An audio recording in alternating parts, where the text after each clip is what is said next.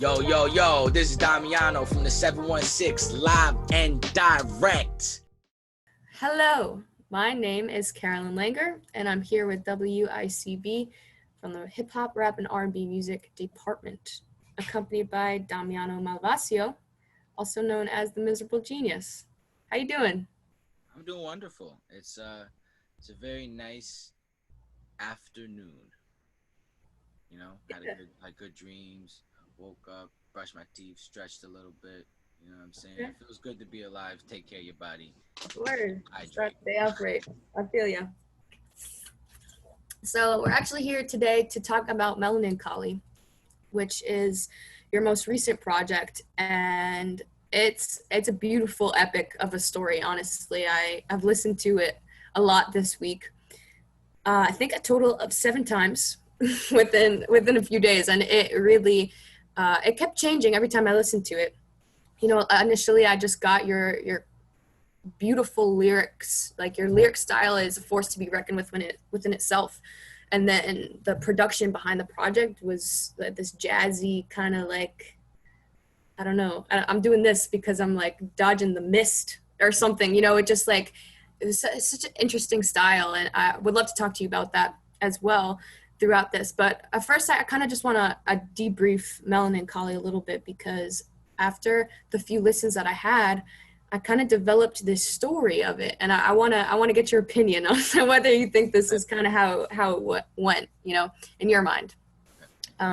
So in the beginning, I'm just gonna pull it out real quick. You start with Boulevard, and you kind of open up the whole story, and you take it to a very general level with Paper Plates and Paradise, talking about these general topics, you know, taking it to the big scale, not just you, outside of you, and you know, the whole problem, all of the problems, basically, pain and all that comes along with that.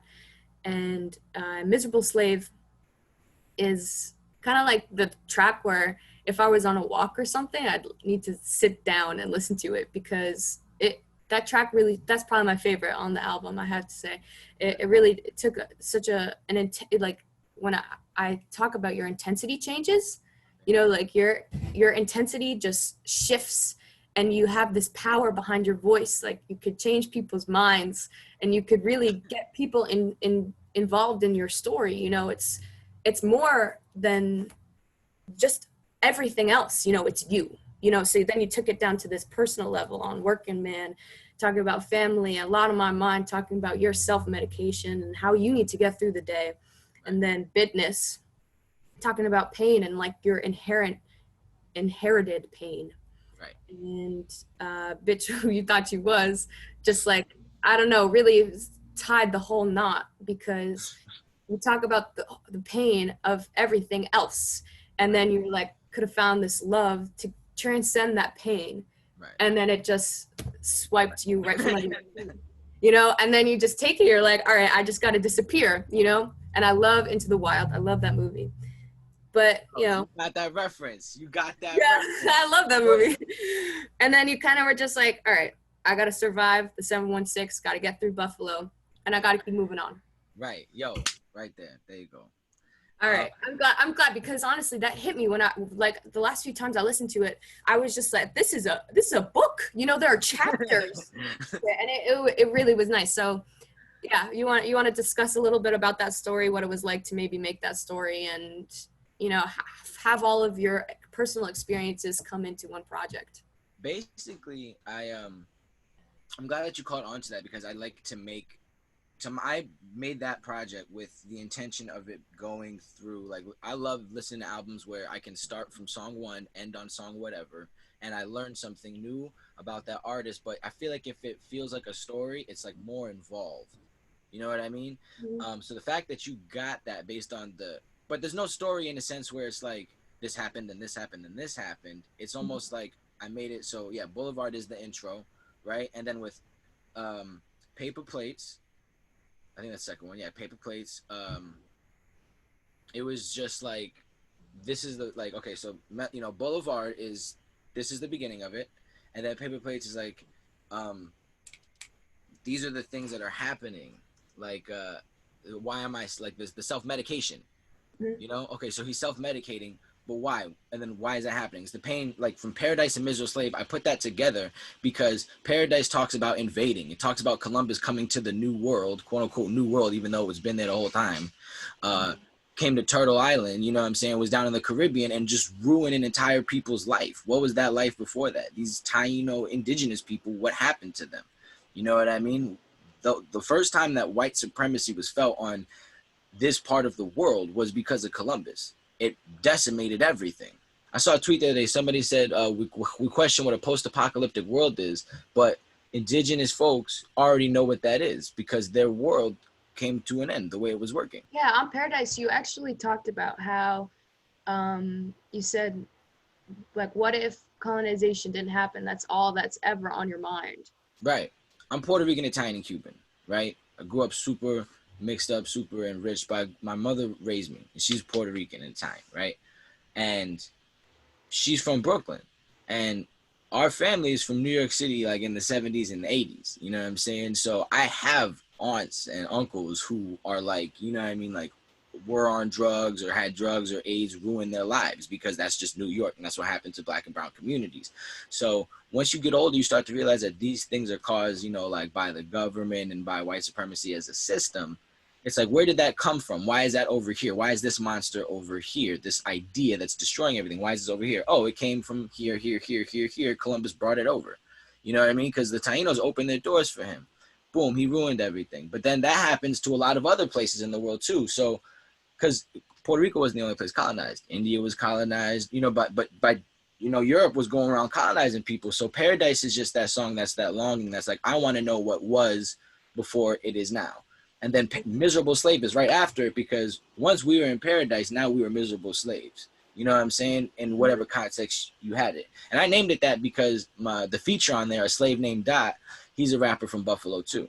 Yeah, And and he that was the song talks a first, lot about Buffalo and, right, being grimy. It's right, just the ambiance. right. I And then really like that track. I put the radio skit at the end of that because that was a real clip, like in the interview, like of the news guy asking why the house burned down.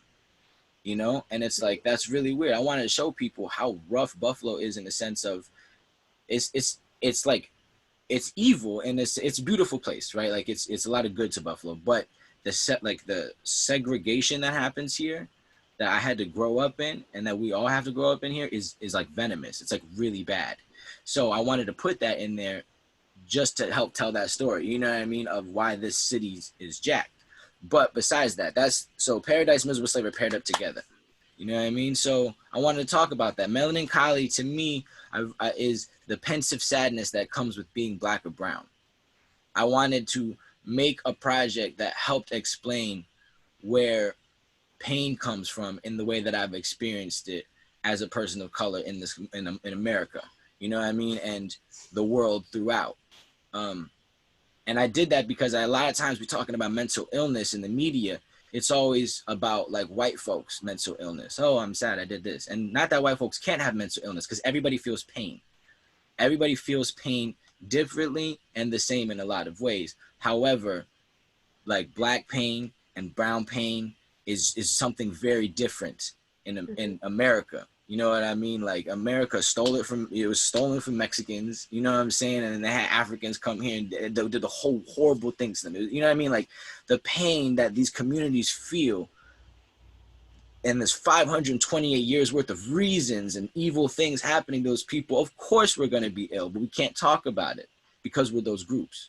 You know what I'm saying? So I wanted to make a project so people can be like, I'm sick. What is it? It's melancholy.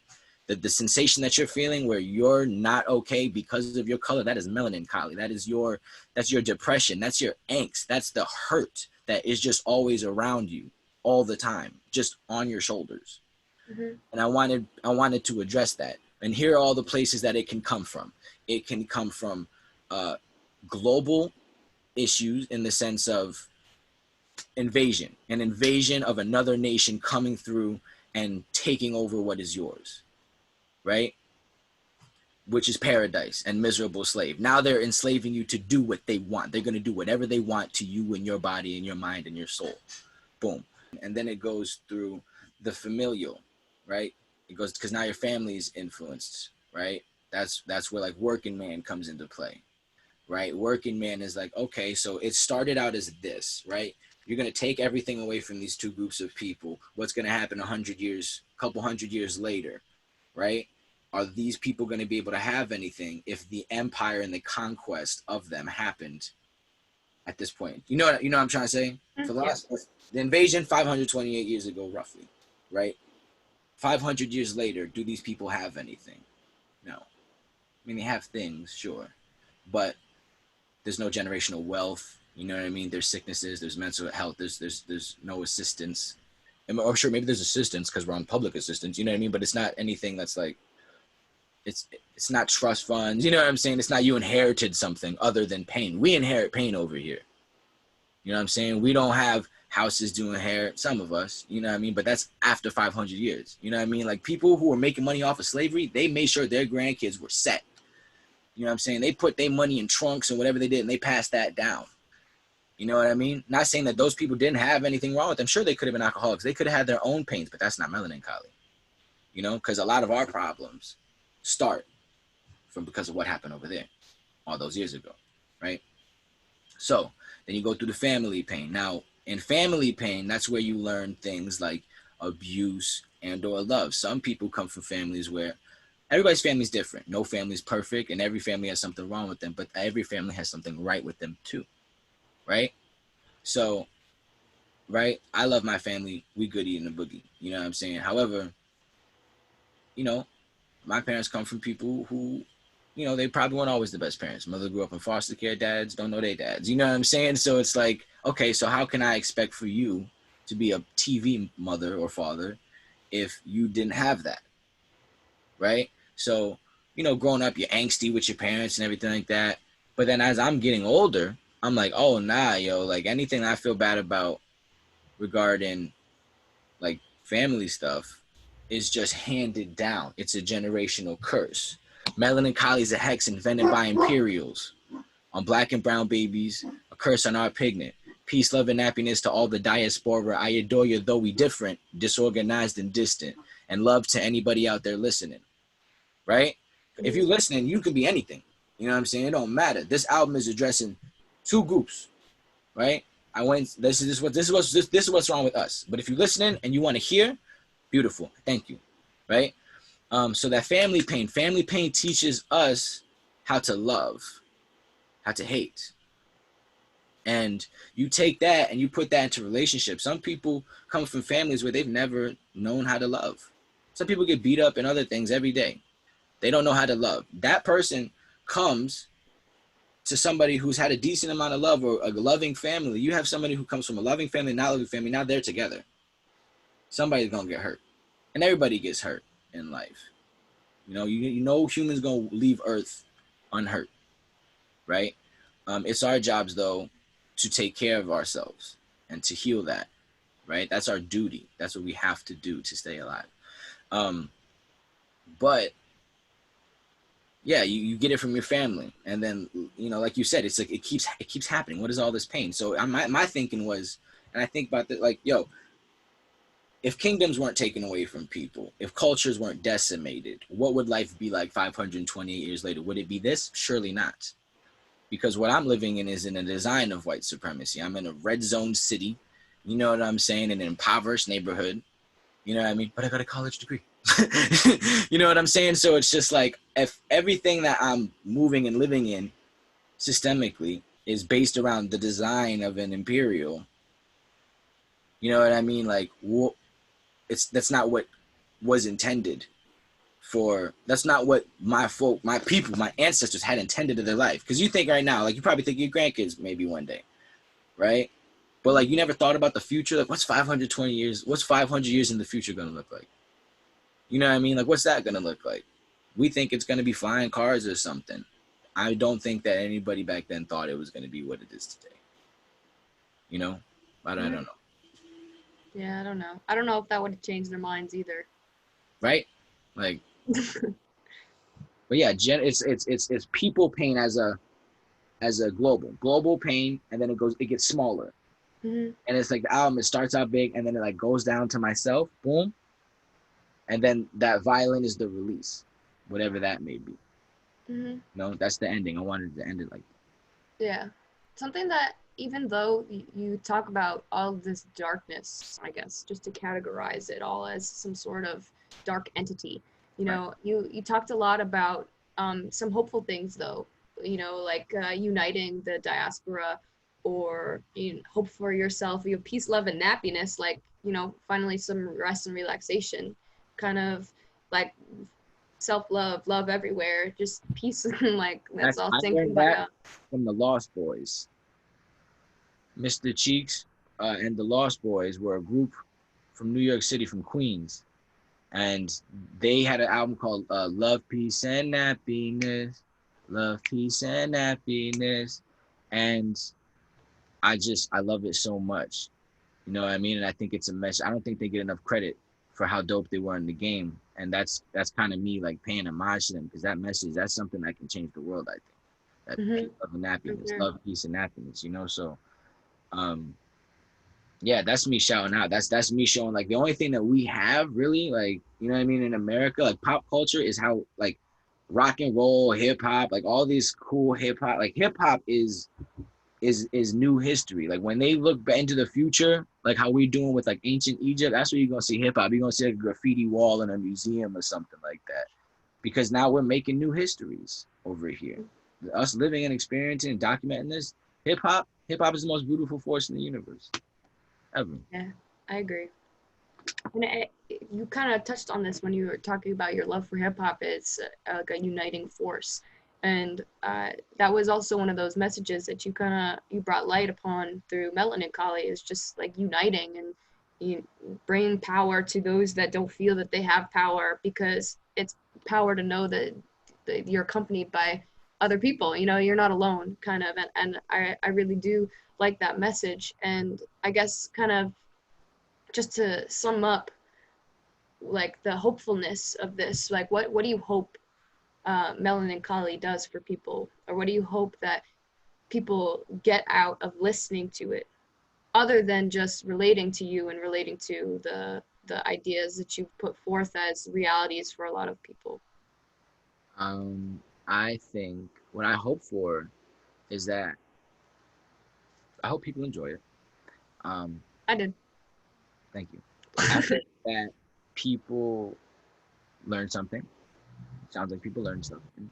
But I want people to learn about themselves and the world that we live in, and how can we change it knowing what we know now.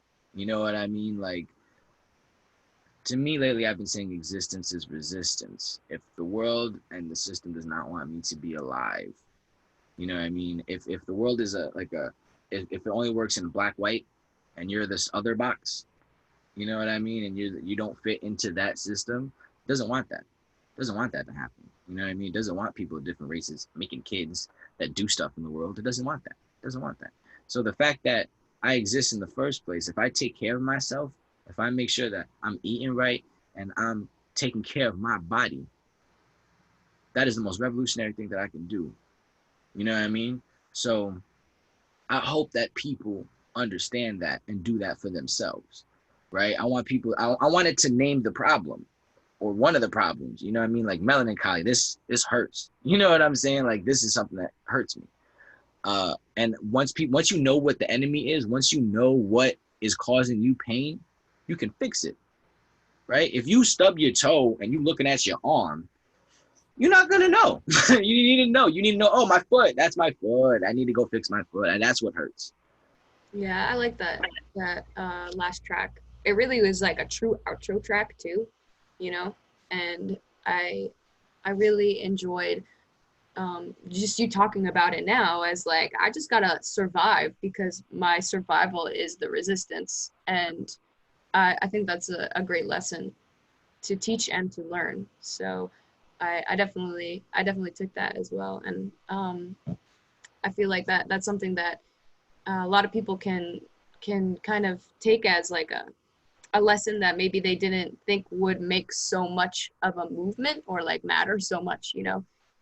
So I don't know, I really kind of like that a lot, because I feel like just to be alive and just to say like, yo, I'm here, is what's going to at least do some change for right now. And hopefully that will reflect later. I hope so. I hope that, because when you say that you're here, when you say I exist, I matter. My life is mattering. My life matters. When you say that, it's you putting that into the world. It's you being present. We're not present. We're distracted by so many things. You know what I mean? All day, what's in my head? Social media. You know what I'm saying? All these people in my life. You know what I mean? What I have to do. You know what I'm saying? All this news, all this stuff that's clouding our thoughts. It takes us away from here. You know, just look at your hand, yo. Feel the blood in your arm. You know what I mean? Like, you're alive. Why would you waste being alive, being distracted, and being hurt? You know what I mean? That's not a life worth living.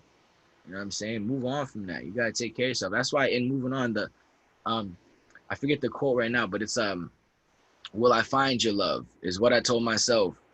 And I referenced Bob Marley, because Bob Marley to me is one of the most revolutionary artists of ever. You know what I mean? Everybody's always just devalues him to just a pothead, and that's not the case. He's a Rastafari. His weed was spiritual. It wasn't like you're smoking in your dorm room through an apple. You know what I mean? It was spiritual. And with love and with weed, you know what I mean? Bob Marley changed the world. He helped unite a nation. You know what I mean? Like he was the first international superstar from a third world country, whatever that means. You know what I mean? But he's a beast. How you get shot on stage and get pop up 3 days later and sing songs again? You're a gangster. Bob Marley was a gangster. We don't give him enough props. You know what I mean? And you know, like, I wanted to shout him out. I wanted to shout out one of my heroes. You know, because through him, he taught me that love was important. And yeah, that's why I threw that line in there, to show you, like, at the end, in order for you to move on, you have to give love to yourself. Because once you start loving yourself, then you can love other people. Because if, you know, like I said earlier with the example of people that come from two different families trying to unite, it could work, but if people don't love themselves like they should, either party, it's not going to be good. Because if you don't know how to love yourself, how are you going to love another human? It starts with love. You have to love yourself, and love starts at home. You have to learn it from your family. And if you don't, you have to teach yourself how to love. What is love to you? What does it look like? Is it cartoony? Is it like Disney? No, it's not. It's hard and it's ugly and it's sacrificial. You know, and that can be good or bad. But it starts with love for yourself. And once you start with love for yourself, then everything else is possible. Something that I really liked about this project is how easily digestible the story is to understand. For maybe people who don't have that perspective, who don't have Melanincholy, who aren't able to understand that, because I think that is a lot of where the problems start to perpetuate, where it's just kind of naivete and people aren't realizing that, you know, this exists, you know. And I feel like Melanincholy is really able to be receptive well with people who might not understand. You know, there's no big words that make it hard to see. Just like point blank, this is the issue, this is why. That's exactly it. I love complex lyrics and like super intense lyricism. Like I listen to very technical MCs, you know what I'm saying? Because words fascinate me. All day I'm in my head trying to play with them. So when I see other people take words and bend them all kinds of crazy, I love it. But I learned early, like, I don't want to be super complex sometimes. Like, you have to be able to connect with people. And I don't like having, like, verbal garbage sometimes. Like, it's, like, too much. If I was, like, intensity, it's, like, sometimes it's off-putting. You know, sometimes it's dope. But in order to tell a story where I wanted people to talk about it and be like, oh, this hurt. Like, for them to, you said it's easily digestible. Why would you cook a meal if only 20% of people could eat it? Mm-hmm. You know what I mean? If I can feed a whole room full of people, I'd much rather do that. Yeah. But I digress. You know what I mean? And then like working, man, like Paper Plates is just like, I'm self-medicating, right? Because doctors are killing Black and brown people. You know what I mean? Or they do horrible things to them. You feel me? Like, if you look into that, about how many Black women don't make it out of childbirth, it's a scary number. You know what I'm saying? So it's like, we self-medicate. We're scared of the doctors. We're scared of vaccines. You know what I'm saying? A lot of us, because it's just like, we don't trust what you're putting into my body, right? So I'm going to self-medicate. I'm going to do what I think is right for me and my body, right? Which is also low-key the best thing, because who's going to tell you about your body? You know what I mean? I know about my body. I'm assuming that you know about your body, right? Um, but yeah, and then I really liked what you said when you broke it down, it hit it right on the nail, because it was those shifts. I don't want the album to be the same emotion all the time. Like if you listen to it, it's like it's still that rage. It still feels like there's a weight on you, Mm-hmm. but it's different weights. And it's like every couple of songs, it's like, okay, here's another bag I have to fucking carry. Yeah, You know what I'm saying? that's why Like, I said Miserable Slave was the time where you needed to sit down, because like that was probably the biggest weight, I feel, where you just every bar just kept adding that weight. right. And it was like, okay. Whew. And then you're like, all right, if you're still going on the walk, then you kind of understand more specific details, and maybe those are easier to understand because you've grappled with them before. Right. The following track is Working Man, so it's like the problems you've had to face when growing up, Right. and the things that you've already dealt with. You're a man now. You've grown Right. since then, so I feel like those weights are almost easier to carry if as the listener, because you're coming from the hindsight perspective. You're not coming from like young you Right. rapping about this problem that's happening to you right now. It's crazy too, because this album technically started in like 2017, but I didn't know it yet. Like Paper Plates is a song I wrote from 2017. Miserable Slave I wrote in 2017. And BWTTTY W, whatever that song is. That song was written in 2017 too. And so was A Lot on My Mind. A lot of this album started in 2017. And then, you know, it finished up and when it was basically released. So it took about 2 years to make that. So it's like it's stuff I already dealt with. You know what I mean? Like it's like I listen to it and it's a part of my life. It's like the ending of college, basically, right? Um, and yeah, so I had to. I wanted to get rid of those songs. Like I wanted to put those songs out because I was tired of holding on to them. I just held them. I make things and I just hold on to them. I have 100 songs. I'm never gonna, you know what I mean? It's like get them out, and I just picked the ones that felt right. And I was like, these sound like they could all be together. And then I organized it. So like I didn't start the album. I'm like, oh, I'm gonna tell a story. I didn't even start it out like that. It just happened. You know what I mean? Like I wanted it to be instrumental. Mm-hmm. Because I feel like I just love hearing instruments. So do I. And I think they're like I don't want them to be lost as an art form. I know people play instruments all the time, but like at least in hip hop, like nothing makes me feel like when you hear an instrument in person, it just makes your body move different than just a beat. You know what I mean? And yeah, I really want. I think the instruments really brought it up. For example, when I was recording Paradise, Lawrence was in the other room. He was my roommate, and I was like, "Yo, you got that sax?" He's like, hell yeah, I got that sax. I pull him in, and I said, "Yo, can you play to this?" And I just put the headphones on him, and he immediately started playing. And he closed his eyes, and like he was into it. And he like, I'm just like trying not to make any noise because we're recording in this like my bedroom. I was like, I don't want to make any noise and like mess this up.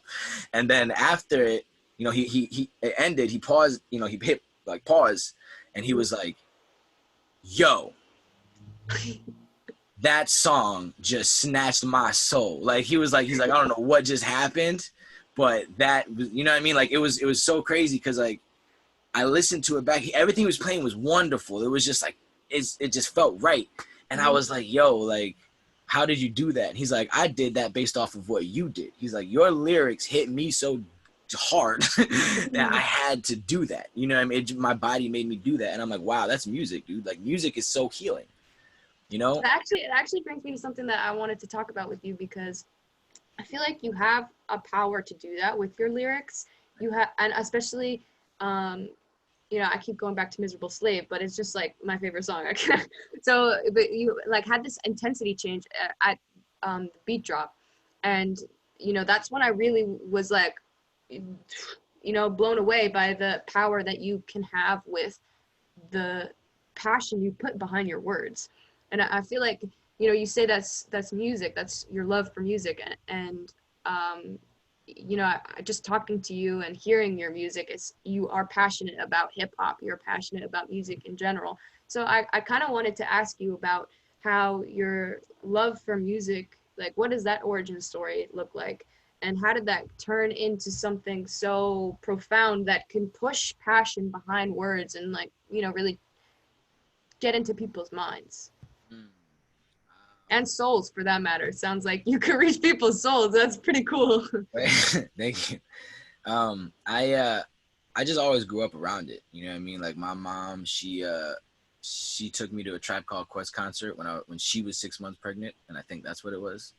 Like Oh, hip sweet. hop in me. You're not supposed to do that when you're pregnant, and she did Yeah, it. that, I mean, did you get a seat? I hope she wasn't standing. I don't know. I think she was jumping around. Uh, Regardless, I think that's cool though. But yeah, no, hip hop has just always been around me. You feel me? And I grew up around Biggie in the house, like the music. You know what I'm saying? And just fell in love with that like New York '90s rap.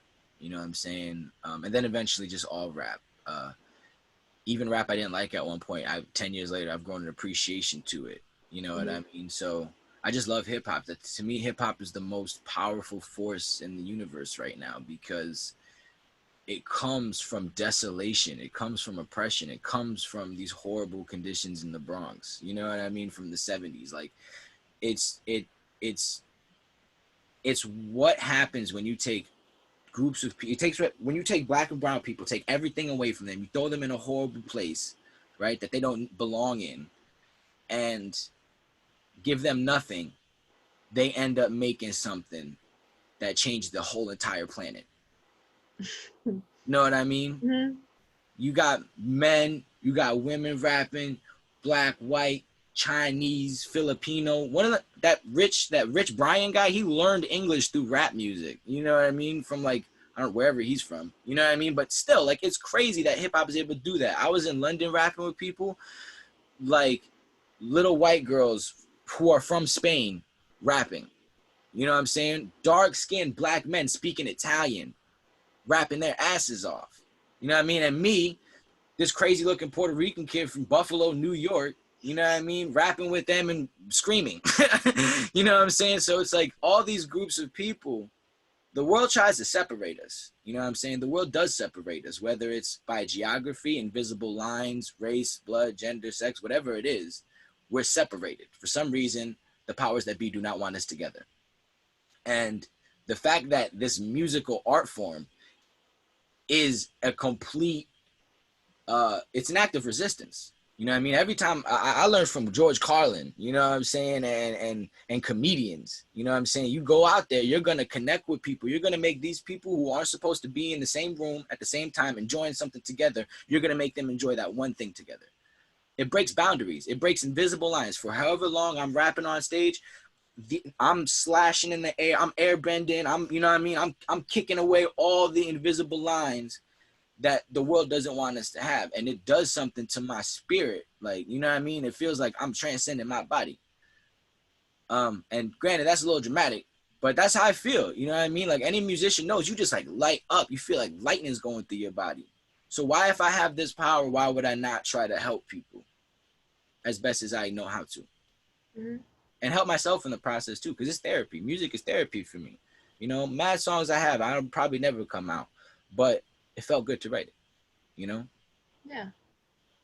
Just to wrap us up here, kind of maybe something that you've thought about before or you could think about right now. How can you learn how to love? How can you learn how to love and teach yourself love if you haven't been given that love?